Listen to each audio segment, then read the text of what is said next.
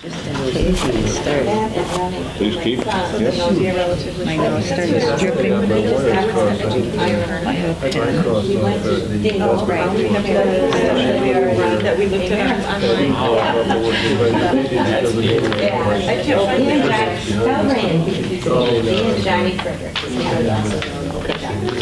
Oh, here.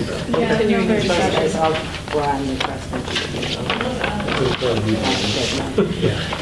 A lot. Do you? Yeah, we were just trading messages today. Oh, This is a really Yeah, thin packet. get together for lunch. I'm sorry? Thin? Yeah, it is. Yeah, it really is. It stayed really close. Quite a bit of that is the Were you neighbors? consent agenda anyway. From there, I got we to get out early. I guess it comes. That would be pleasant. Yeah. Although we're going to have the presentation. Yeah, they're great for But I haven't been home since I had food pantry. Well, I volunteered there this afternoon. Then my granddaughter's volleyball game. Time to go. Volleyball. See ya. Bye. And then here. Oh, and I got Time to soup. go. All right. Dinner. There you go. I will call to order the regular meeting for the Board of Trustees for the Batavia Public Library District. We'll start with the Pledge of Allegiance. I pledge Allegiance to the flag of the United States of America and to the republic for which it stands, one nation, under God, indivisible, with liberty and justice for all. Thank you. Roll call, please. Blodgett, Here. Gulata. Here. Beechman. Here. Garrett. Here. Enders. Here. McKenzie. Here. Smith here.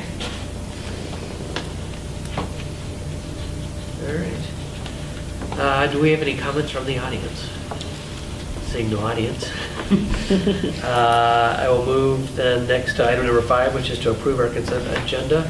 The items on the consent agenda are the minutes from our regular meeting of Tuesday, 15th of August, our expenditure report, and no other action items, so just those 2 items. I move to approve the consent agenda. All in I'll favor? second. Okay, sorry. Yeah, all right, all in favor? Aye. Oh, roll call, sorry. Blodgett. Aye.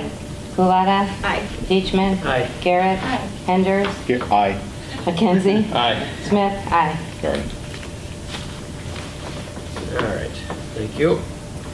Next we have the agenda for tonight.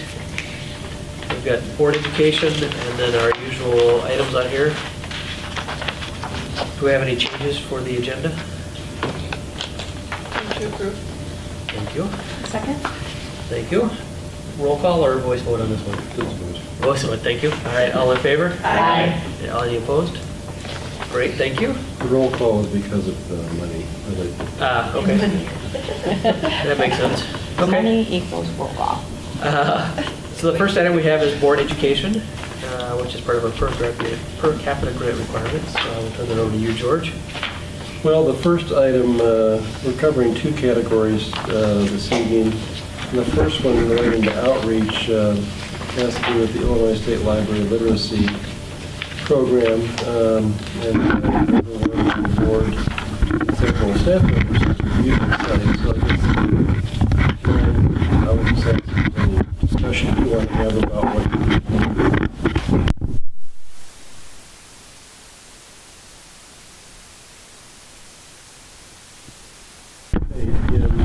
we're in the service area, the area served by Literacy Volunteers Fox Valley. We have a good relationship with that organization. They do get significant funding through the Secretary of State's office.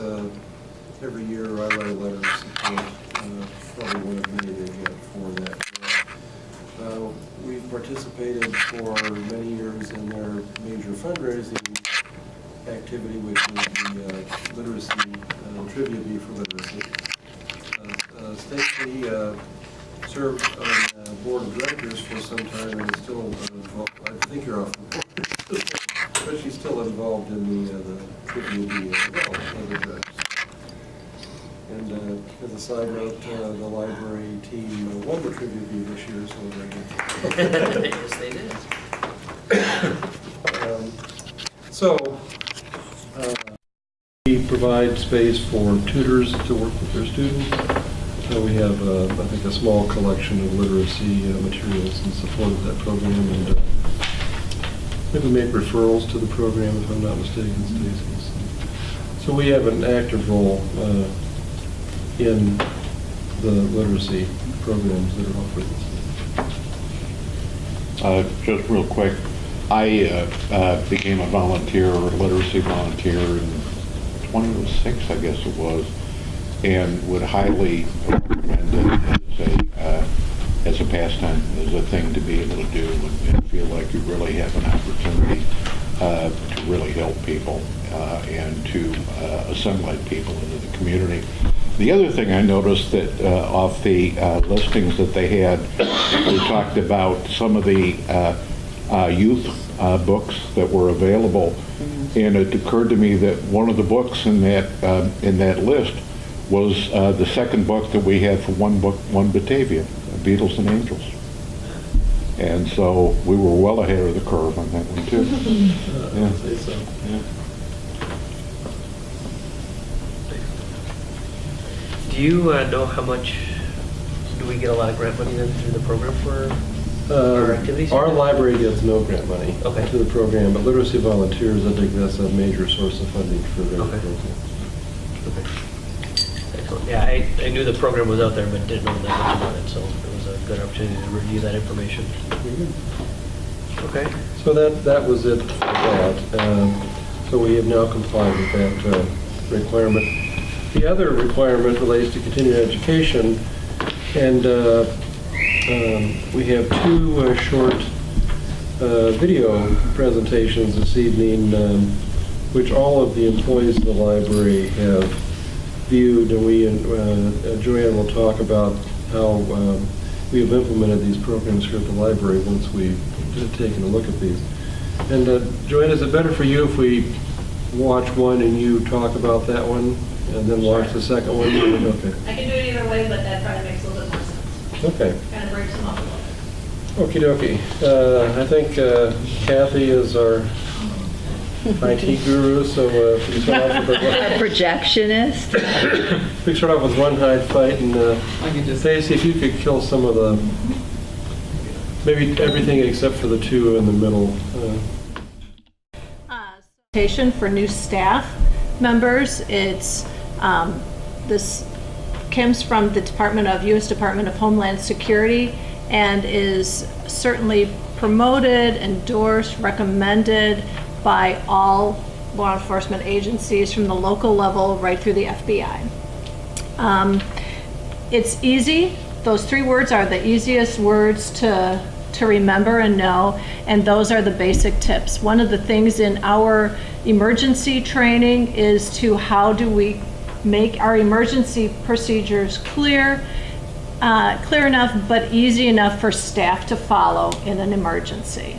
So we have incorporated these basic guidelines into our emergency procedures for anything that is involving somebody coming in with a weapon, whether it's a gun, any kind of threatening situations like you might have here like this. It might not even be a gun. It could be another weapon. It could be a knife or something like that. But you know, the Run, Hide, Fight is just the simplest way to have staff remember that. So everybody watches that during orientation. The instructions are easy to remember, and the format is the basis for both personal safety for staff and patron safety, and safety both here at the workplace and well as personal safety if you're just out in public. We have staff go through this orientation-wise. Periodically, departments go through kind of reminders, and have you read this section of the safety emergency plan? But last year during our staff development day, we also had a police officer, Detective Meza, who I guess now is a deputy chief at the Batavia Police Department, came in and talked about this and talked about the importance of following those regulations. And he said not only for your life here as a staff member at the Batavia Library, but also in the general public. You know, those are things that, you know, every person should need to know. The guidelines are the basis for our own in-home procedures, just trying to get people out of the building first. Our evacuation plan, everyone knows where the nearest evacuation spots are, the nearest exits to where they might be at any particular moment. We have off-site rendezvous places, so staff know where those off-site rendezvous places are, and we've practiced moving to those off-site rendezvous places, and all with input from the Batavia Police Department. And they watched us do that last year. They came through and they also, if you can't get out of the building, went from department to department to show these would be good places to hide. Not such a great place to hide here. So they came through to each department and made suggestions that were really very helpful to the staff. So we do that regularly. Everybody has to watch it, as I mentioned, and we do make recommendations to staff as departments to review those procedures. Certainly nobody knows exactly in a pinch how they're going to react, but hopefully in a situation like that, 3 words would be easy enough to remember, and hopefully those 3 words will come to mind. I am going to pass out, I was at an FBI, a workshop presented by the FBI late last summer, so about this time last year, and handed out some little quick reference cards. You are welcome to take one or more than one if you'd like to give that to somebody or have it in your own purse or things like that. I got to tell you, we have certainly recommended that staff, and the police officer did as well, to have, family and friends, if they've not seen this, to show this to them. And just type in the run, hide, fight, and you'd find it. Any other questions? And I will say that sometimes it feels contrary to what you really think you should do. Should I hide? Should I try to fight? And everyone says, if you can get out, and take as many people as you can. 10 with you, so. Procedures were used as the basis for our missing child procedures that we've written up, as well as with input from the Batavia Police Department. We do follow some of the the 6 basic steps that they've outlined here. We've changed a few things. One of them, we're not using the word code Adam in our program. The police department has recommended that plain speak they recommend that plain speak is always better than using code words. Sometimes staff will, they don't remember what the code word is, or, what do I have to do when I hear that? They really feel that when we were developing our procedures, they really recommended that we just use plain speak. So we have a dialogue written up in our emergency procedures, attention patrons, we have a missing child, and then go on to the description. So it's easier for staff to remember. They're hearing an announcement, they know exactly what the problem is, and the police also recommended that now you might have other eyes in the building also looking for that child. So Joanne or Diane are here getting a book, and they hear that announcement, they can, and there's the person standing right in front of me and knows to take them, can obviously shoo them back to the desk or something like that. So that was a recommendation from our Batavia Police Department.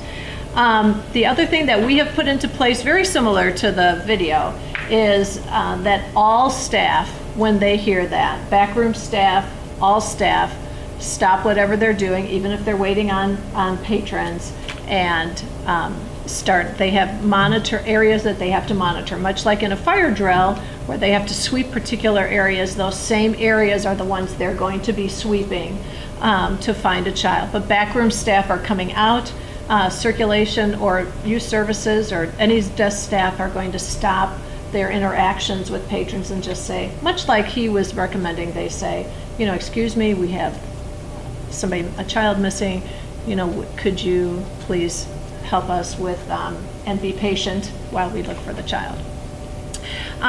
We do have our steps, the steps on here proceeded, and we have, he mentioned 6, we have actually, we have 7 only because we talk about them a little bit differently than he did right in there, and we also talk about, part of it, one of his steps is an incident, is making a report. We actually met that as a step on ours. So these are posted in all the work areas for staff. They're in all of our emergency binders at all the service desks as well. Every department has these.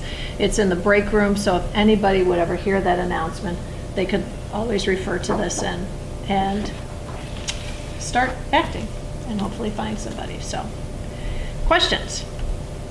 Have you ever had to use those? We have not, thankfully. We have, it's not to say that we haven't had somebody separated from their mother and use services, but oftentimes it's a very easy find. I will tell you that we have also had a couple times when nobody told us that they could, they went to look for their child themselves. And then by the time they found them, then it was like, oh, here they are, then we find out. So we have not had to go through these detailed procedures, thankfully, as of yet. Because we've always been able to very quickly reunite somebody because they wandered into the picture books from the readers or something like that. So One of the steps was to have somebody earmarked to stand by the front door. Do we have somebody like a staff Yes. member that knows that they're responsible for the front door? right, and we do have that, and we do have also, you'll notice that they said to bring that parent out front. Right. And, we struggled with that as we were writing up the procedures, and that is in our procedures to bring the parent. And I will tell you, we had many staff who said, if I'm a parent, I'm looking for that kid. I'm not going to be patient, standing. So, and we talked to the police about that, and they said, that's a great idea. And he said, and if they'll do that, by all means, have them come and typically the person. In one place. Right, so that they're Regardless of right. where it is, one place, right? But the police said too, he said, don't be stressed about if the parent doesn't want to do that, just so that they know where the child to come back to, so yes, somebody is assigned to come to the front door. Yes. I'm living proof that the library is very proactive. As Joanne remembers, about 2-3 years ago, I needed to go down to the Friends room for the first time. And the receptionist in the children's area saw a guy coming down there by himself in the youth services. Oh. And she really wanted to know what I was coming down there for. And my first reaction was, huh? But then afterwards, I thought about it and talked to Joanne and her about it. It was good. It really was. It made all the sense in the world, and it was, as I said, it was very proactive. And it wasn't like it was insulting in any way, shape, or form. She just wanted to make sure that, there was a good reason for me down the children's there. So. Well, we try to make eye contact with people coming in, and hopefully we're helping somebody, but so glad we didn't make you feel too uncomfortable. But that's good to know, because you never know. I mean, when I was working in the school system in St. Charles, we had a man, it was first day of school, and he's wandering around in our school. This was before, doors were locked and everything, and nobody recognized him as a parent. And he ended up, I don't know what he was there for, but he was not there for any good. And and it was, people just, who is that man? I don't recognize him. And we ended up calling the police and got out of there. So glad you weren't. No, A bad person. it was a good thing. Yeah. I don't mean to at all. No, sound it is a negative good about thing. it, but yeah, it was a good thing. Do you have a similar procedure for if you're approached by a child who doesn't have a parent? We do. Okay. We have a missing parent procedure as well. And It's similar, but not it's like similar, the they, the child, it stays at the service desk, and then we make an announcement as well, and we have a dialogue for that as well, and then try to reunite and the child with the parent. Oh, yes, we have a missing parent procedure, too. You probably have that more so than missing children. Like the parents are like, well, you go down the stairs and help me up here. So, we've been very fortunate, but yes, we do try to, like I said, it's not that we haven't had somebody who hasn't been connected, but usually it's somebody's just wandered downstairs. Or somebody's sitting reading and not answering if mom or dad are calling. And then you have to find them. So engrossed. Yeah. Or they're hiding. But there are unusual things that will happen in a place like ours. We had this was probably 10 years ago now, but we had a mom who would come in and work on the computer, and she had like a girl who was 8 and a son who was 6 or something like that. You probably remember this couple. And the kids would often wander around the library. They'd end up in the cafe. And I think one day the little boy got mad at his sister, who was ostensibly, supposed to be keeping an eye on him, and he went off someplace, and the little girl was, didn't know where he was. And we had a kid in Champaign, similar situation, got in an argument with a sibling, and decided he was going to go home. He was like 5 or 6 years old. Oh, dear. And he left the library, and I think one of our staff members found him like 2 blocks away. Wow. It was like, he said, I'm mad at my sister, I'm going home. I know how to get there. Yeah. So these are great procedures to have, and we hope we never have to use them. Yeah. Rather be prepared and never have to use them, and that's what we always hope. All right, well, thanks for that. Thank you, We John. need to probably turn off the projector so it doesn't Yes. overheat. You have to hit it twice, I think. And maybe open up the gate so it doesn't, it's the lens that builds the heat in there. Thank you. All right. Were you satisfied? Requirements this, excellent, okay, well, good. Well, thanks for sharing that information with us, it's nice Yeah. to know what procedures are there, so. All right, I guess item number 8 is financial reports. I think the agenda is a little bit goofed up. But Oh, we don't have a items? working budget in here, but we do have an investment report in here, which I think Joe's going to talk about, so. Okay. Just 2 comments. The first is we're undergoing the audit for last year right now. They have one more day tomorrow for field work. And then should have the audit for the October board meeting, and we will have a rep here from the auditors. I'm assuming it'll be our partner, but we'll find out for sure. So nothing dramatic came up in the last 2 days, so hoping nothing dramatic comes up tomorrow. Secondly, you've got a new investment report. The one that we previously used is actually printed out of the system, which is that old system. I've never really liked it, and so I just developed a new one because I look at cash every morning, and until we finish the audit and bring balances forward, I actually have to do a quick reconstruction of cash every morning. And so this is the new format, which I find easier to read. Hope you do too. If you have any suggestions, feel free to give me a holler with them, and I'd be happy to listen. So, and if there are no questions. Thank you. Thanks, Joe. Will this report work for everybody? Yeah.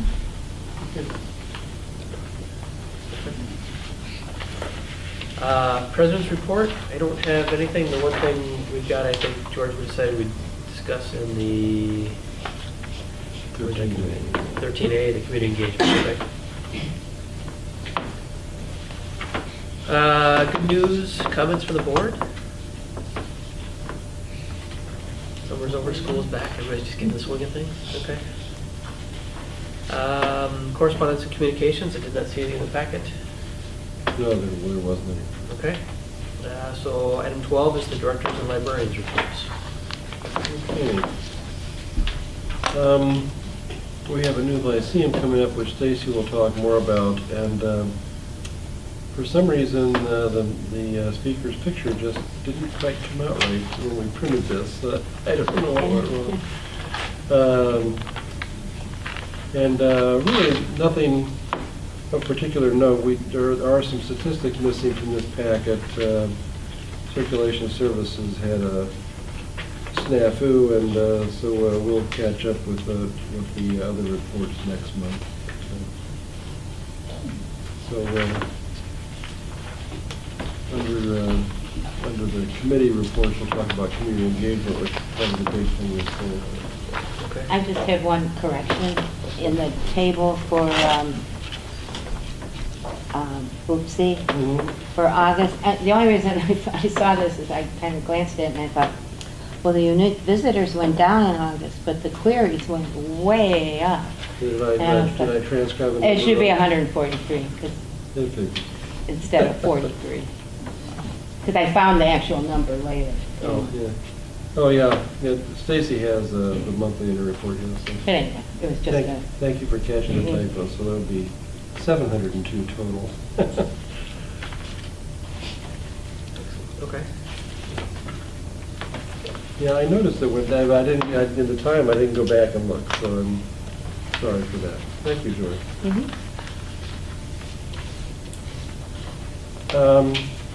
So I think Joanne and Stacy have some. Okay, great. I'll be brief tonight. I am very excited to send out pictures around our solar eclipse. A month ago at this meeting, I was probably hyperventilating a little bit about what we were going to do. 1,000 solar eclipse glasses, and it ended up we gave out 1,000 solar eclipse glasses that day, and it was so fun. It was great. It was a great afternoon. we had a lot of people, as you'll see from the pictures. We had the line up Wilson and around Route 31, and it was but it was a great day. And you know, even though it was cloudy, we had so many people stay. We did have some people who came and got the glasses and left, but we had so many people stay, and they were downstairs in the reading garden, and they were in the children's department doing some of the projects, and they were up here in watching the Nassau bead. And then you'll see one picture where they're out in front of the library because somebody yelled in the meeting room, "Hey, the clouds have parted!" And I guess there was a mad exodus to the front of the building. So. And I make a comment in my board report about a patron who came in a few days later, and made a comment to one of the staff members that said, "It was just a fun day, and thanks for having the program because it was a fun community event." And Jen's family was there. Yeah, it really was. Because a lot of my coworkers just went outside for lunch and just looked up and saw the clouds and like, okay, done, right? But being here, the line went fast. First of all, it was a long line, but it went fast. And nobody was complaining, and everybody was just enjoying it. And a lot of people did stay. It really was neat. We actually registered quite a few new patrons. Did you? Oh, nice. Good. So it was just a lot of fun, and we'll put Stacy in charge of it in 7 years, and she can.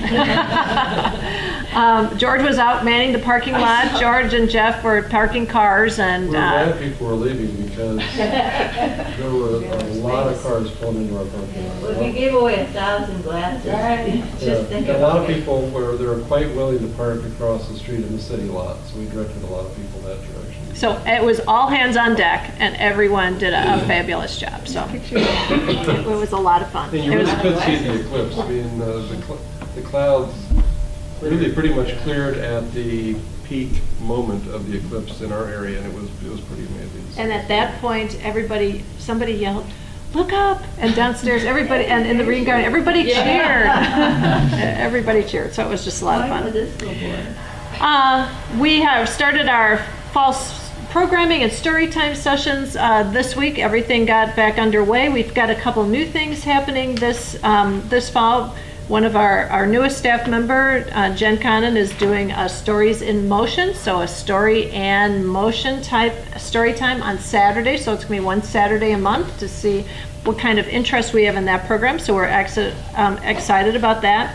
We've kind of brought back our more traditional book discussion for elementary school students, and I just did the first one of that today. So we'll see how those go as far as for like third through eighth grade, 4th through 8th grade, depending on what the book is.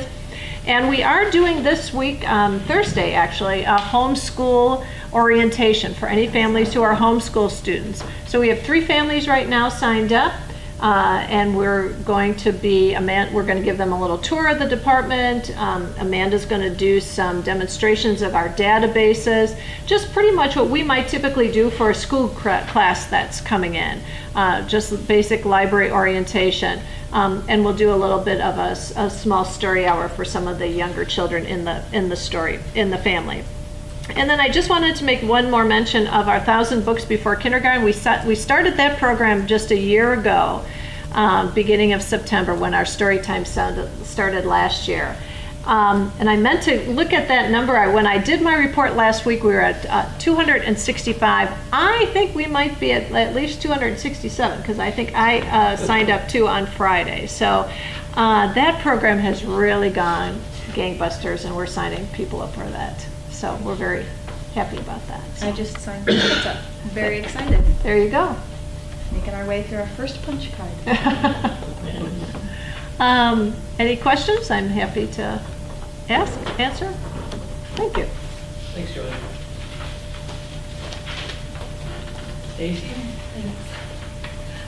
George mentioned our upcoming new Lyceum lecture. It's the day before the next board meeting, so Monday, October 16th, 7 o'clock. Stanley Arnold, who's a history professor at NIU, will be here to present Carrying the Torch, which is a presentation about African American athletes in the Olympics and their contributions to the civil rights movement. We're looking forward to that lecture, October 16th, 7 o'clock. I've got an update about some of our computer classes. Due to some reduced attendance numbers, we've dropped a few of our classes, and we've converted those topics into topics for individualized computer coaching. And we've added, due to demand, an additional genealogy hands-on computer class, and it focuses on FamilySearch.org and other websites. Our library is a Family Search affiliate library, meaning that in the past we've been able to receive microfilm. Currently, the Family History Centers are changing that system a little bit, and it appears at this point as though we are going to have some additional access to components of their website that others cannot reach. It's in transition right now. Roseanne, who handles our genealogy programs and collection, is getting weekly updates with breaking news, sometimes contradicting what was said the previous week. So it's something that's currently in formation, but we remain a family history affiliate library, and we'll have some additional privileges. One other thing related to the amount of genealogy research that goes on here, if you take a look at our database statistics, they really jumped up this past month, and largely because of a huge spike in our use of Ancestry Library Edition. We had 4,097 searches in the month of August, which is a really astonishing number. When I talk with my colleagues at other libraries about how databases are doing, they can't even believe the amount of searches that we get on our genealogy and history related, especially the genealogy, the Ancestry Library Edition, Heritage Quest, and America's Obituaries and Death Notices. We really get an enormous amount of use out of those databases. So this additional class is meant to support those users, and we're looking forward to helping them on their family search. Didn't Ancestry just do a big advertising campaign? Probably. Ancestry has kind of two components to their business.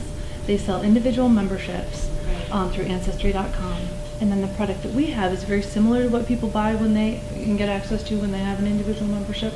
It's called Ancestry Library Edition, and the component that is not included is sort of the networking aspect. So if you're an individual member and you're paying your individual fee to Ancestry.com, it gives you, you can find other people who are on your family tree, distant relations and that type of thing, and share information.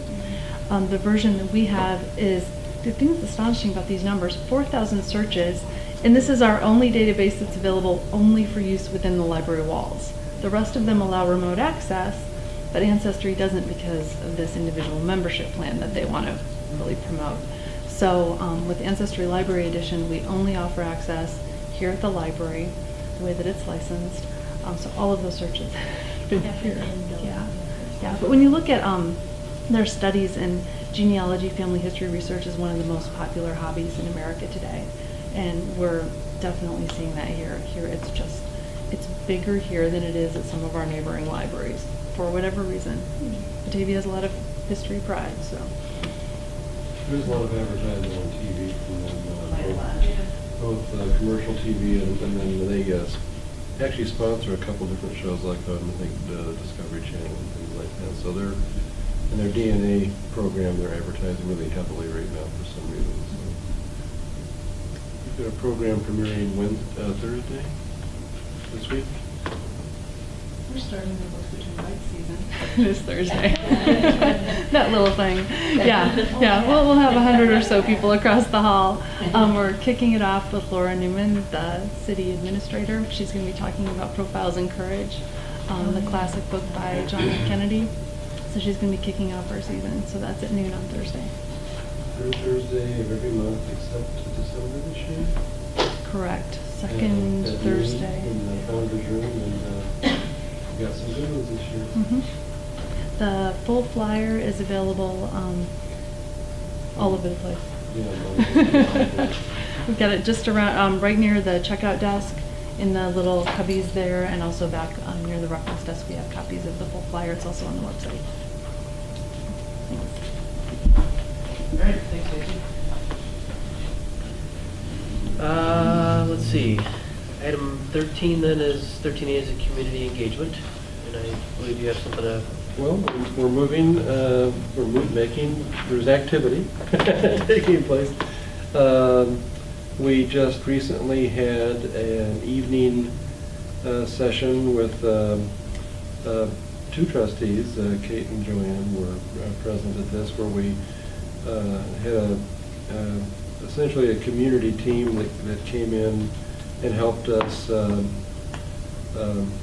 identify community members to nominate for our facilitating team for this. And it was advertised into our meeting, and it actually started on time and then on time, which is something that Rod Wright is proud of doing. So I think we'll see a lot of that. And it was, I thought it was a good session. I don't know if Joanne or Kate, do you have any comments about the process? It was just, it was a good review, and we're in the process of sending out invitations to those people who identified, and hope to have a meeting in early October to start the next phase of this process. So we're making things happen. It was a great meeting. I thought that the list that we came up with at the end was just a wonderful list. I mean, it was, a good mix of male and female, good mix of age groups, and just a lot of very interesting individuals that were How many is asked on to the list? attend. The list is over 20, like 24 maybe.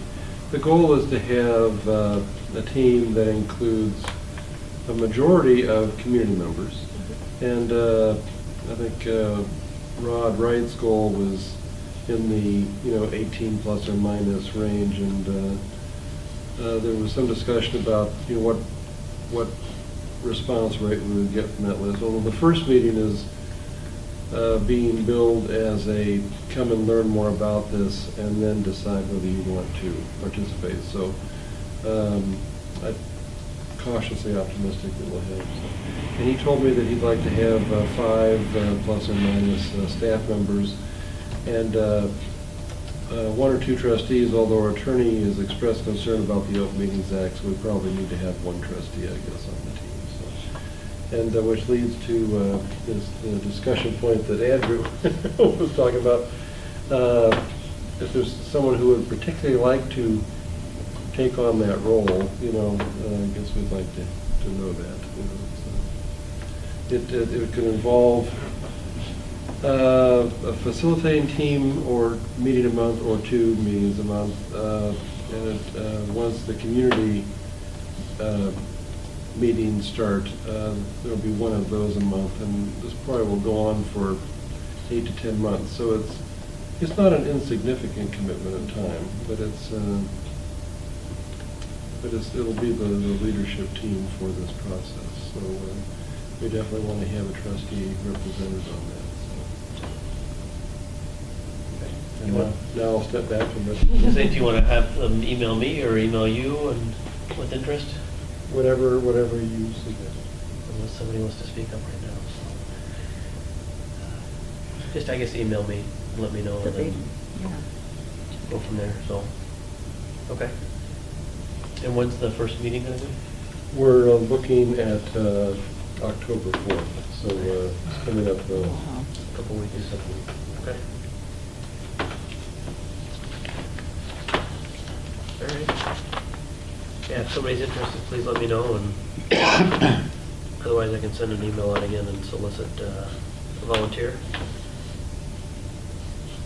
Okay. Most of the committees, well, the committees for the library district did not meet, but some of the other organizations did meet this month. Library Foundation? Yes, we did meet. And if I'm remembering correctly, basically what we were talking about was the Bulldogs. We're doing the Bulldogs again. We talked about the different people we were trying to get to sponsor the Bulldogs and how much money we hope to make. Okay. Yeah, that dominated the conversation. Yeah. It's exciting. It is. Quite a few sponsors have signed Yeah. up, I understand. I'm not at liberty to provide a list at this point, Right. but I understand there's maybe half a dozen or so sponsors that have made a commitment either to sponsor or purchase a little volume. And the Library Foundation is in charge of the artist review process, and so at the library here, I'm the accumulation point for artist applications, and I'm starting to get a decent stack of Oh, really? people are dropping them off. I've gotten a few by email, but a lot of people are dropping them off at the library. So we need many, many more artists to submit artist applications. We discovered 6 years ago that process tends to start off slowly. Something about the artist not responding as fast as we would like them to, but in the end, they did respond last time, and we're looking for their response again. Excellent. It'll be exciting to see those again. When are they going to be on display? Next summer? Yes, around Memorial Day will be the grand release from the dog pound. And then they will go on the street through early September. Nice. Okay. So something to look forward to next summer. All right. Anything else, Diane? No, that was it. Okay. Friends of the library? Yeah, the Friends met on August 24th. Couple of sale information to report because they hadn't met during the summer. But for their August monthly sale, they brought in $1,249. That's awesome. For their September sale, they brought in $1,054. And then in August, they also had a teacher sale, where it was a special day where teachers could come in and purchase books. I think we reduced prices to $1.50 so they could stock their classrooms. Nice. And we made $364 on that one. And so that's the second time they did that. We'll probably do it again next year. 95 members currently. So our goal is always to get over that 100 mark. So if anyone is not a member and would like to sign up, let me know. At the meeting, they received their wish list from George in the library, which is the list of items that the library is requesting that be considered by the Friends. I think the total amount was about $26,000 altogether. I don't have it in my head. Well, somewhere. And I think the Friends this year have about $21,000 to divvy up. So last 2 years, we've been able to do everything on the list, but this year, I think maybe not. I should explain the process for where the wish list comes from. I ask each of the managers to submit things that they think would improve their work or their department, and my rule of thumb is everything that is requested goes on the list. And this year, there was a lot of interest in the wish list, which is why the number's so much higher. But it's, basically try to get input throughout the library for things that don't necessarily, are not necessarily accommodated by the regular budget. So things like a little writing cart for people with disabilities. I think George said that the one that we had bought, what, 10 years ago, or? I think when the library opened. Okay, so 15 years 15 ago. and a half years Finally ago. died, so there's a new one on the list. We cannot find parts for it anymore. It's, Too old. yeah. And then the only other thing is to keep your eyes open for our All Hallows Read program. I don't know if you're familiar with that or not. But starting in October, we'll be selling coupons, 10 for $2.50. Each coupon is good for a book at the book sale. And are you familiar with Neil Gaiman, the author? He started up this All Hallows Read program, and the idea is for Halloween, instead of candy or in addition to candy, I always do in addition to candy, to give out one of those To avoid the coupons. trick. I like my windows nice and clean, toilet paper off my trees.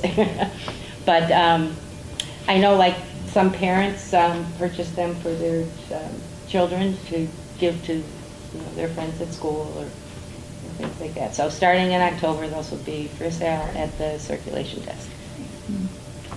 We've given them out in the past, and it's always cute to see a child come up to the door and then turn around and go, "Mommy, Daddy, I got a free book." And so, it's just neat. Right. And some of the kids really like it. Right. It started out, Gaiman said, give them a book, give them a scary book, Give them a basically. scary book. Yeah. And we thought, well, it's kind of hard, so we came up with the coupon idea. Sure. That's great. So that was that. Plus, who wants to carry 50 houses worth of books around? Right, Stickers parts are right. way easier. All right, George Link. We had sort of a marathon meeting earlier this month, and a lot of it talked about the migration process and issues related to that, and not as much about the dissolution process, although that's, hovering in the background. Right now, a lot of work is taking place as we move towards work through the migration process, especially our circulation services and technical services departments, our managers are working heavily on what we call the mapping process, where all of our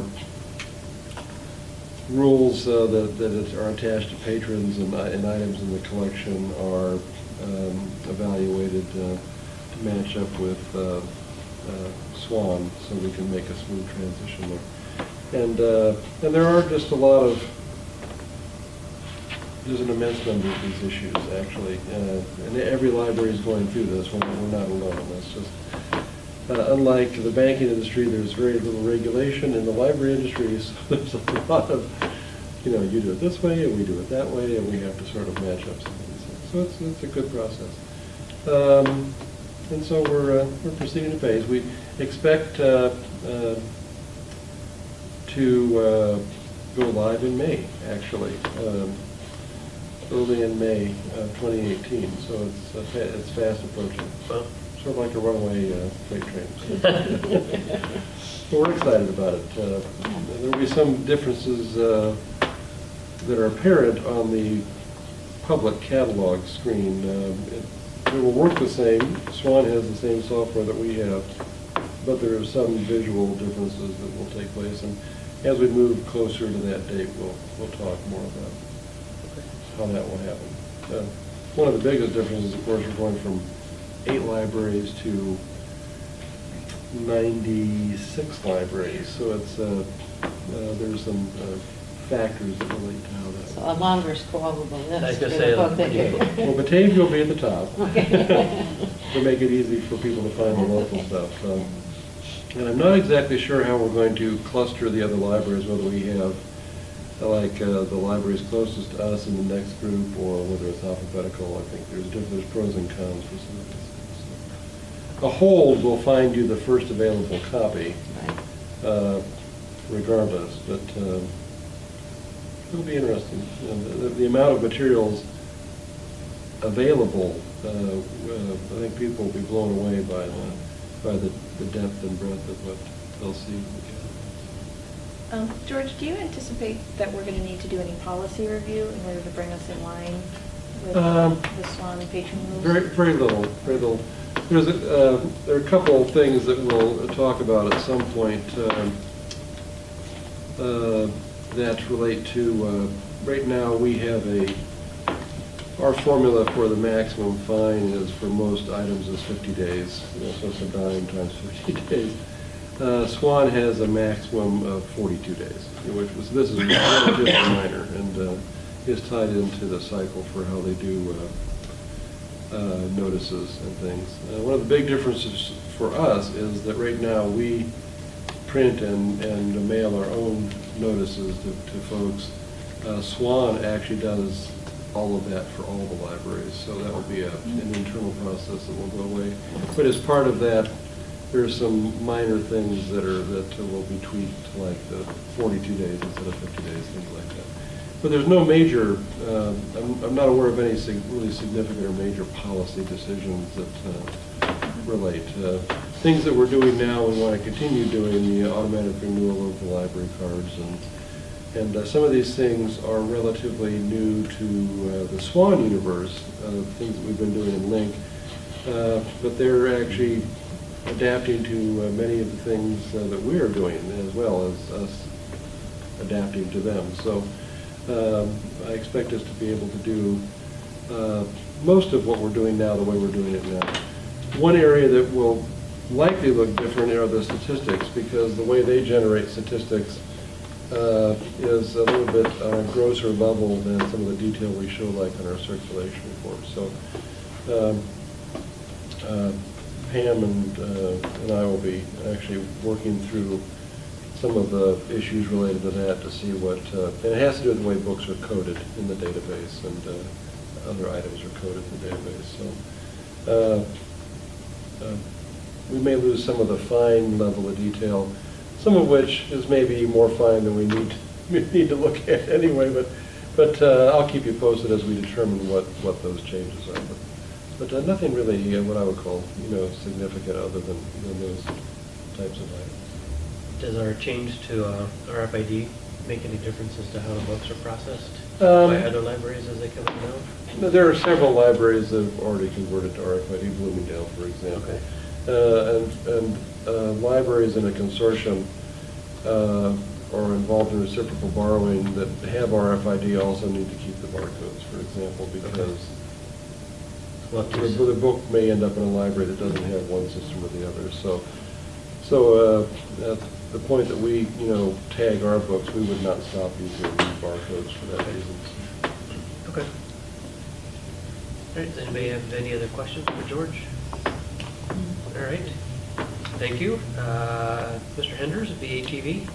Yeah, it's continues to be focused basically on a few things.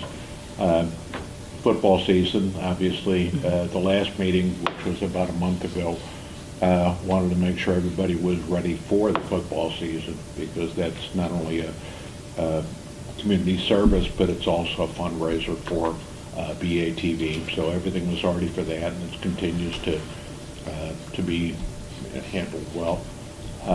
Next, we'll start to look at the budget cycle for 2018. That'll be probably starting a week from Friday when we meet again. And the current board, or the former board, or the continuing board, is working on putting together a packet for new board members, of which I am one. And so, whenever that comes out, be more familiar with what the procedure has been in the past. So that's really been the focus. I just read that their city just signed a new, or completed a new franchise agreement with another cable/internet provider. out of Indiana. I can't think of the name. Metro. I don't remember, I believe it's fiber optics. Yeah, but I think It's a fiber optic system, so it's going to be another year. They're I in think, before it's competition gonna with be out. Comcast. I They think. didn't talk about, well, that was within the last week or so, because we saw it in the paper a week, maybe 2 weeks, because there was. I think it was since your Yeah, last there was meeting. yeah. nothing Yeah. at the last meeting. Maybe they'll talk about it, yeah.